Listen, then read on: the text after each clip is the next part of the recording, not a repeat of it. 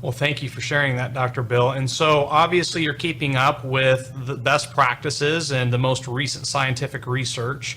And with that being said, can you tell us a little bit more about Premier Wellness Centers? Can you tell us about your background as a chiropractor and maybe how long you've been practicing and your qualifications? Well, I've been practicing now for about 16 years, and I went to school at Northwestern Health Sciences University up in Bloomington, Minnesota. Upon graduating from chiropractic college, I did move to Florida. There was absolutely no sense of me shoveling driveways and scraping windshields and plugging my car into my home so it would start in the morning anymore.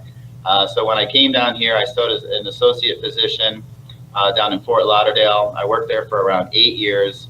And we practiced primarily just straight chiropractic. So patients would come in, we would evaluate them and treat them just as a chiropractor. What I found out though, through practice over that 8-year period is that without a doubt, patients got amazing results with that. A lot of their conditions were benefited and obviously they felt a lot better.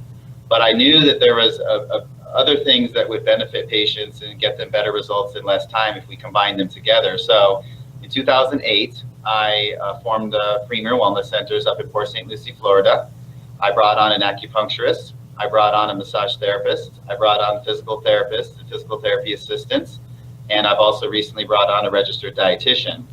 That way, when somebody comes into our practice with a particular problem or multiple problems, there really isn't any way that we can't physically help them from a conservative standpoint. So when patients come into our practice, they might not just get chiropractic, they might get physical therapy to stretch or strengthen areas that might be creating imbalances in their spine, which obviously will then adversely affect their nervous system.